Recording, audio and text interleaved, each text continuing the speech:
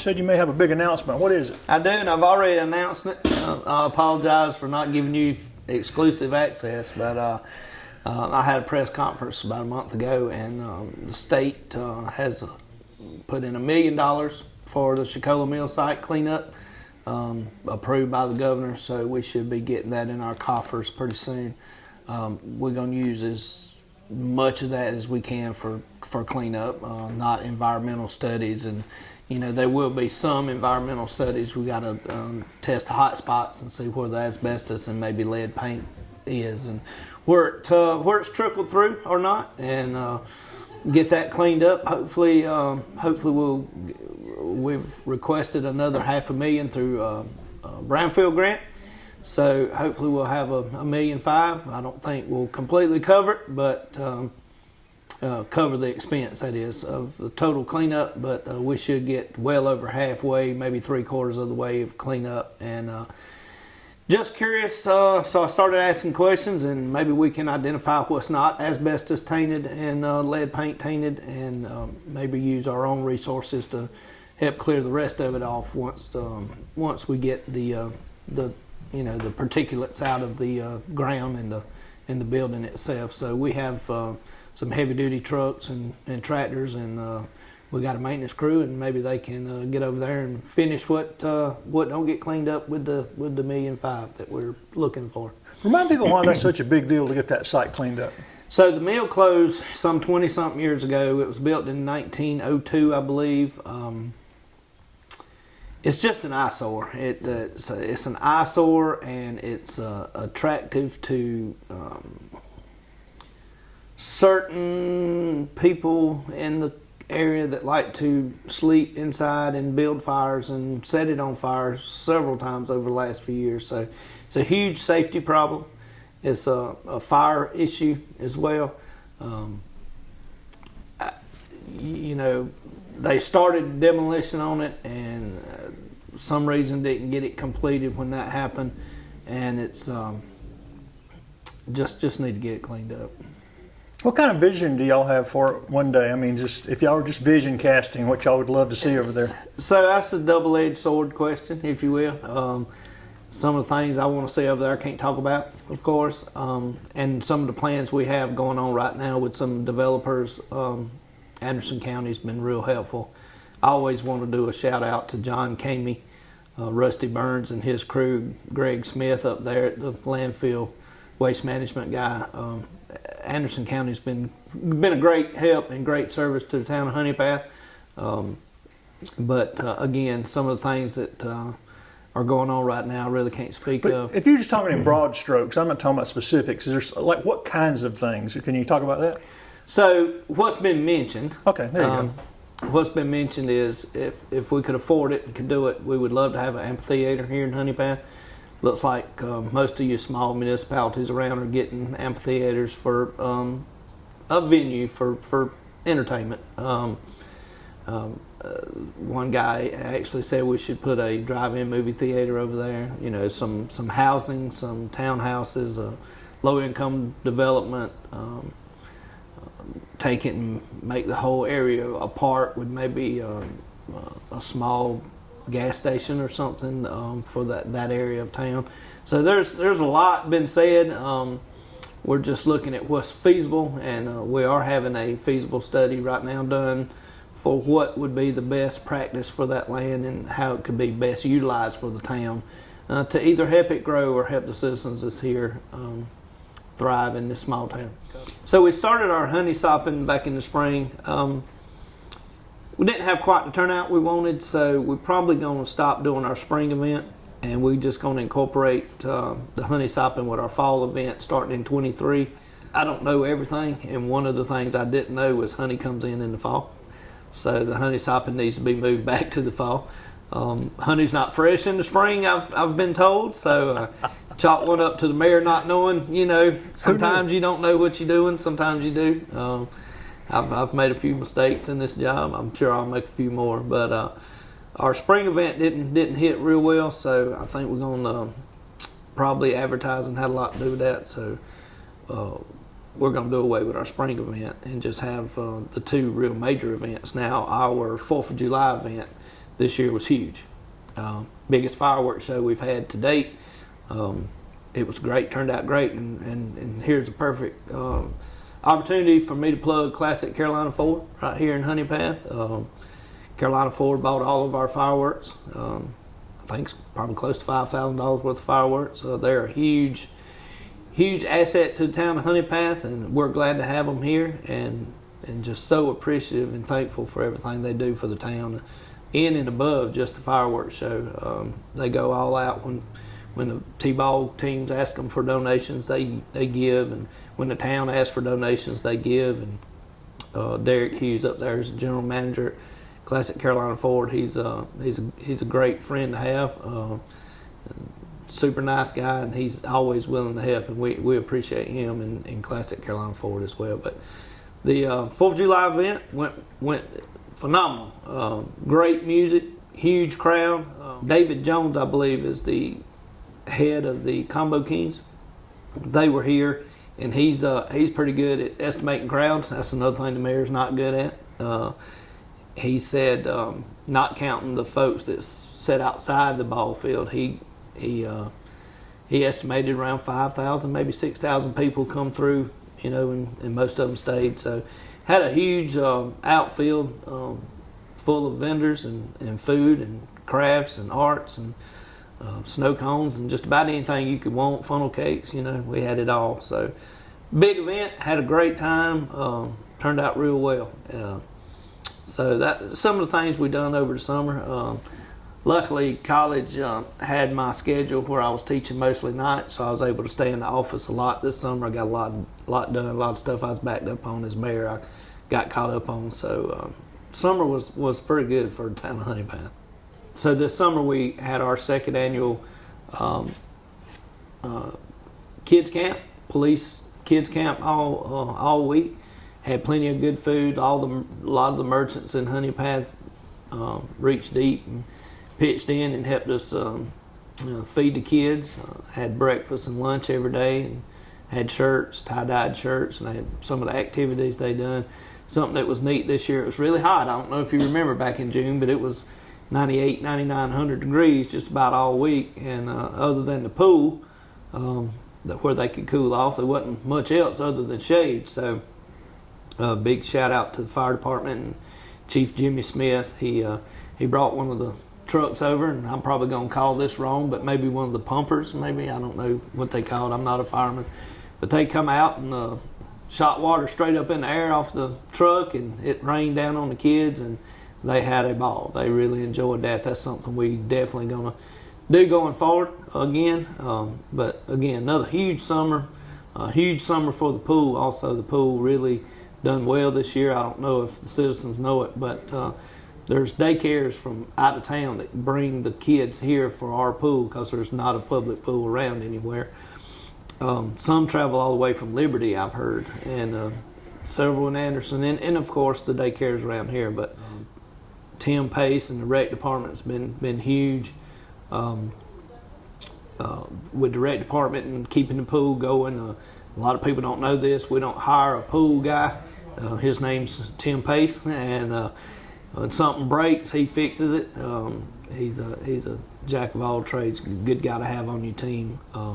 Johnny Holcomb, got to mention his name too. He's the lead of the lifeguards there at the pool, and he keeps us safe. And we had one drowning victim about a year ago that was brought back through CPR and Johnny's training. That's the only one on my watch since I've been mayor, and I was thankful they were there for that. And visited with the kid not long after it happened. He was playing around in the yard. So thankful. I was, so glad. It was a blessing. Okay, you mentioned the rec program, getting a lot of kids participating in sports and stuff. Absolutely. Our baseball season was huge. A lot of players this year signed up. We had one that went to the Nationals, not Nationals. I don't know what I'm trying to say. He's an all-star or something. They went to. Let's scratch that because I'm not sure what it's called. Had a lot of players though, and some made it a little higher than the others. And football season's kicked off about 3 weeks ago, doing real well. A lot of lot of players in football as well. We hope to soccer starts pretty soon, I think, and just a lot of support here in town for our rec department. A lot of kids come out, and it's fun to watch them play.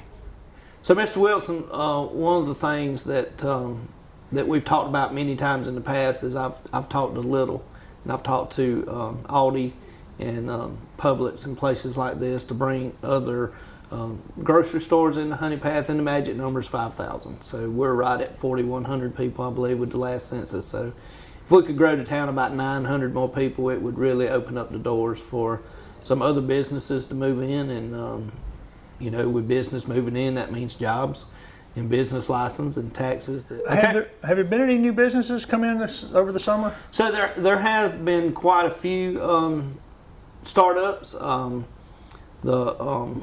old Black Cow building has been purchased by a fella, and he's going to turn that spot into 4 businesses, I believe. There's an upstairs photography going on right now, and there's 2 smaller stores that's about to open or have already opened down on West Greer on the side of the old Black Cow building, is what we call it here in Honea Path. He did ask me what the people of Honea Path wanted, and in the main part of that building, which was the old restaurant part. And just so happens I took a survey not too long ago, and number 1's a coffee bagel shop, pastries, small sandwiches, something like that. Number 2 was a sports bar, like a Wild Wings or something. TVs, watch football on Saturday and Sunday. Have a beer, some wings, maybe sandwiches and appetizers. And the third most popular thing from the citizens was a fancy sit-down steakhouse. So salad bar, cook my steak to order, bring it out, let me sit down, eat a good steak in Honea Path, which I believe several of our restaurants here in Honea Path do have good steak already, but more of a steakhouse atmosphere with sit-down dining. A lot of the several of the restaurants in Honea Path have found out that they can make it on to-go orders only, so they've closed their dining rooms. So that's the top 3 things that I told him we wanted here in Honea Path. Let's go back to economic development for a little bit. Any new housing, anything else new on the horizon between now and the end of the year? So I've heard other towns are really booming. It's getting here. It's trickling down here. I think we have probably 7 or 8 new houses either been approved to build or in process of building or just been finished building in the last 2 or 3 months. I don't know if a lot of people know this or not, but when you want to join land or separate land into plots, mayor of the town has to sign off on that for the Anderson County to record when a plot's divided in. But there's a lot of plots been coming across my desk for me sign. One piece is right down the road here. They took 2.5 acres and split it up into either 5 or 7 lots.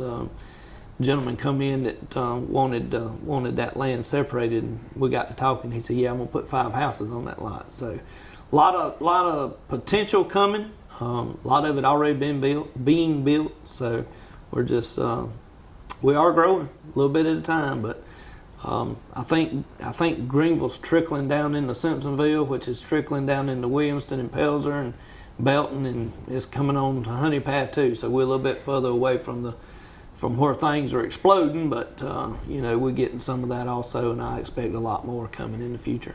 Any annexation plans of any kind, or? Right now, we don't have any plans to annex any properties into the town.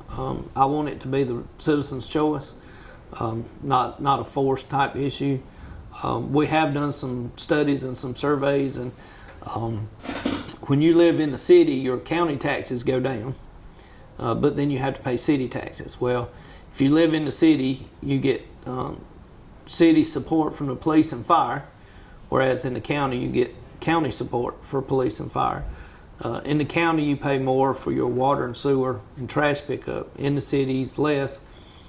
So we've done some surveys, and someone living on the outskirts of town, just outside of the limits, it's about a wash for them to annex into the city. It really is.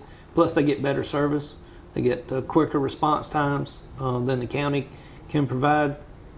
So if people want to annex, I think it's a good thing for them too, but it's not something we want to force anybody to do.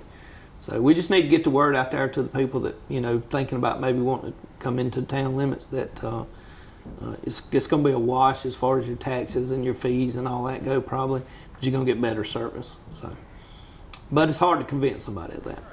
Let's talk about schools and the schools starting back. And of course, one of the things all parents are interested in is school security. Anything on that front we hadn't talked about? Sure. So first of all, we have 2 schools in Honea Path that are public. We have Honea Path Elementary and Honea Path Middle School. They're both in town limits.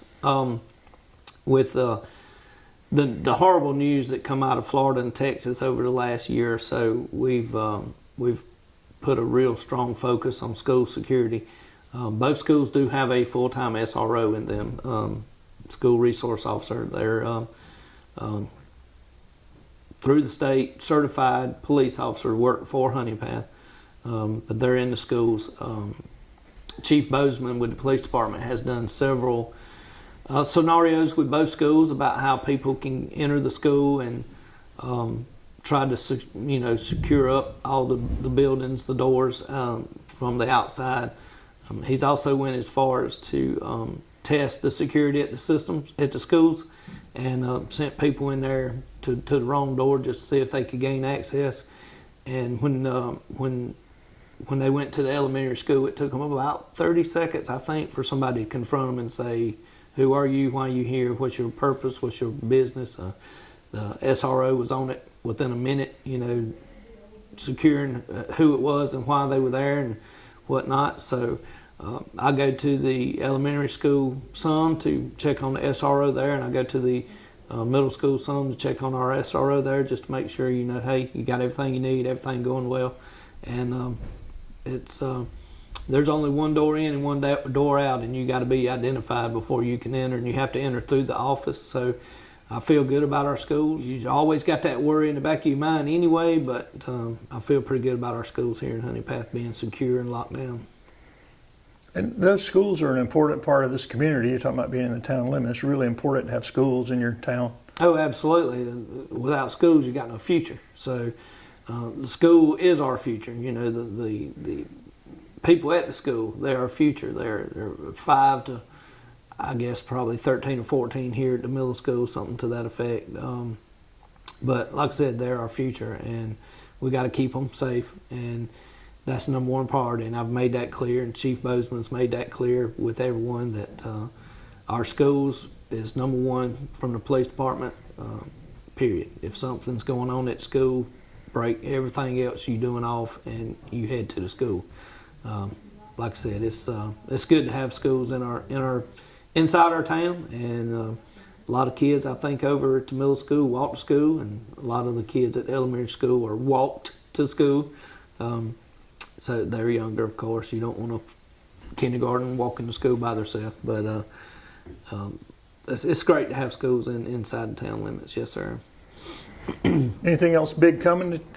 So we have our Sugarfoot Festival coming up, October Fall Festival, Sugarfoot Fall Festival. It's going to be on October 7th and 8th, Friday night and all day Saturday.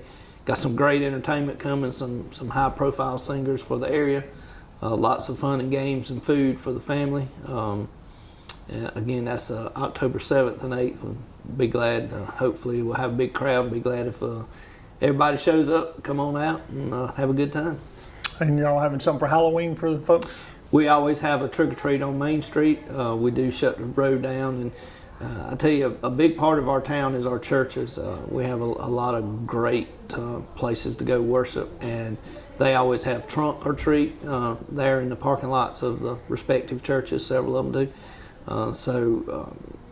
But we do have one downtown as well. Be Halloween night. Hard to believe that as we're sitting here, it's not too long until Christmas. Do y'all tree lighting and all that set and parade? So for Christmas, we have several things going on. We do have the Civitans always put on the Christmas parade. It's going to be the first Saturday of December. We do have Christmas tree lighting. Something I started. We got a tree uptown. We're looking to buy a larger tree that's more permanently secured. We will have Christmas with the cops on Main Street. They will be supplying small pastries and coffee and hot chocolate and stuff such as that. And while the planning committee decorates the tree, the kids can eat and sing and be merry. And then the tradition, the First Lady of Honea Path gets to light the Christmas tree when it's time. So this will be her third lighting, I believe. So she's excited about being part of that. And that's two of the main things is the parade and Christmas with the cops and tree lighting ceremonies together on the same day. I'm not sure. I'm thinking it's the weekend before Thanksgiving. Maybe I'd have to check my records. But I know the parade's going to be the first Saturday. I believe at 10 a.m. So we're really looking forward to that. It's something we've been planning a long time. Planning committees put a lot into this. Police department's huge. Well, I guess we'll catch up again in December. Sounds great. Be looking forward to it.